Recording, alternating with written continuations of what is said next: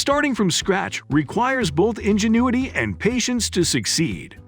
Life Uncontained, a husband and wife team famed for their ability to build anything from the ground up, will be the subject of today's film. Life Uncontained's top builds will be discussed in this video.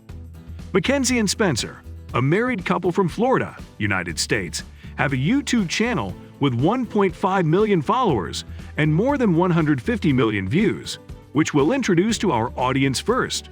After selling their cars and quitting their jobs in Texas, the couple relocated to Florida in March 2018. The family decided to document their progress in creating their debt-free shipping container home via a YouTube channel. On their channel, they put together some amazing projects. For example, they used Tesla batteries to turn an old barn into a solar system.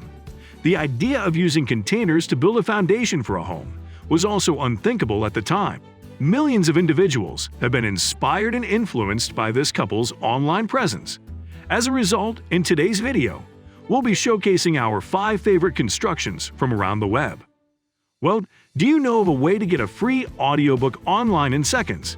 Check out the link in the description below. You will get my #1 recommendation on how to get a free audiobook. Not just any kind, but only the best, top-notch audiobooks. The shipping container bathroom is positioned at number 5. They use a shipping container to house the master bathroom's shower.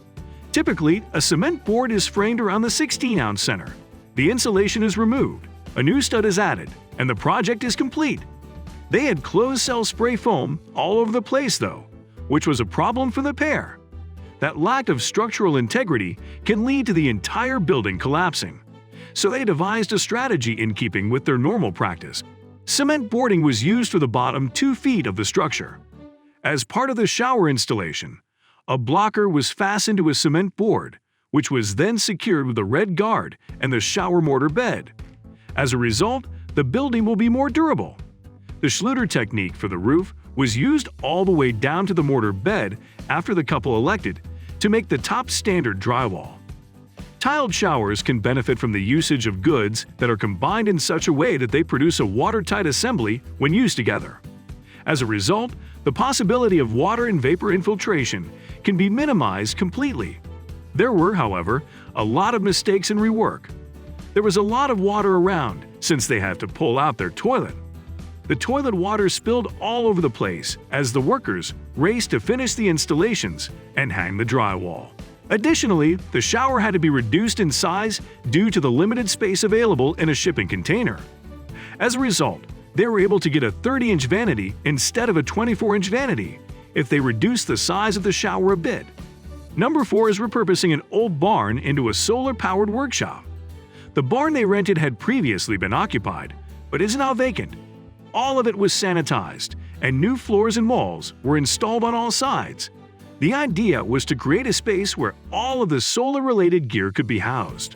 Dry solar closets will occupy half of the barn, while dry storage closets will occupy the other half.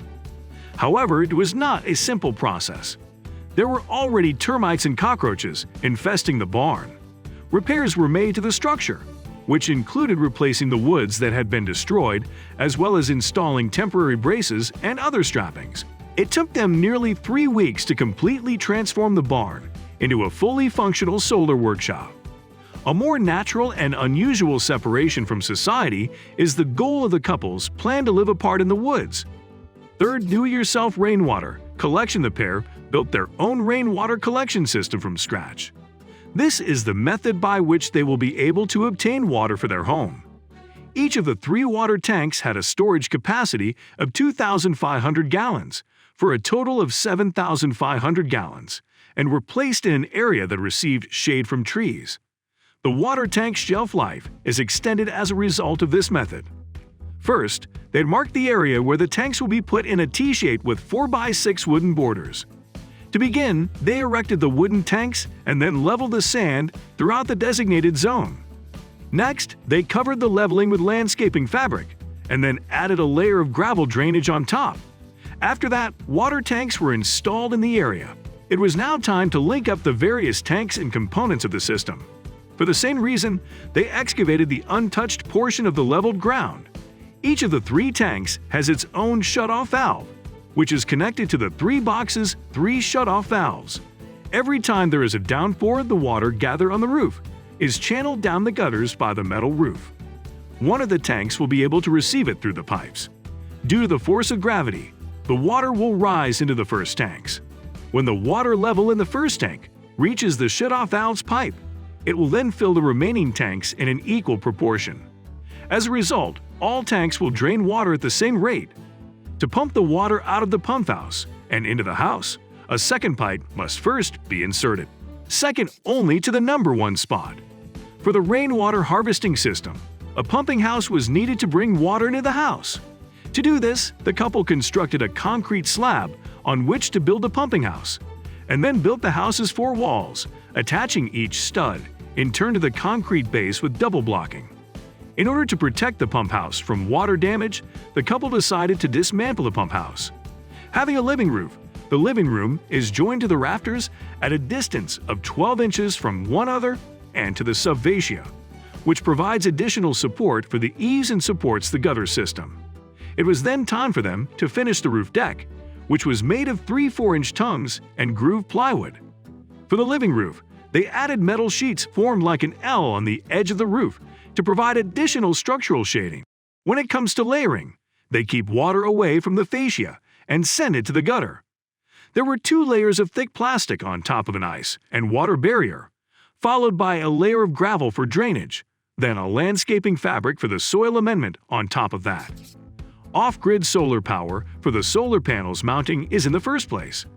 Framings and concrete footings have been laid out in the front of the building for the solar panels to rest on. The solar panels were mounted prominently in a user-friendly, budget-friendly manner after they dug a 2-foot-deep trench to link the conduit to the barn. The committer box and all of the photovoltaic cables had to be run via this trench. From a hardware store, they obtained the supplies they needed. Metal framing channels were used to mount load centers and vertical pipe supports on 4x4 super struts, to protect aluminum and steel from galvanic corrosion, to break the corrosive bond between the highly conductive metal and the less conductive metal. They placed 4 bolts into the frame and a rubber component. With a 1/4-inch space between the 2 solar panels, the goal is to break the connection between 2 different conducting metals. All of this was a prank that carried out. Even though they worked out a flawless solution for the sake of science and their goals, none of them had any hands-on experience. However, it worked perfectly. The most amazing thing they did was to convert their home-built Tesla batteries into solar panels that could power their homes. The traditional electrical system has high expenses because of the couple's user-friendly methods. As a result, they rely on Tesla, a manufacturer of massive batteries capable of supplying power to entire homes. In addition, Tesla batteries can deliver a breakthrough for sectors that are only beginning to develop their solar needs. In order to fulfill a long-held ambition, this couple sold their restaurant company and gave up their comfortable lifestyle in order to create an off-grid container home powered entirely by solar energy and a rainwater collecting system. The lesson we can learn from them is to be self-reliant, consistent, and passionate about our work. We've made it to the end of the video, thanks to our persistence. We hope this information was informational to you.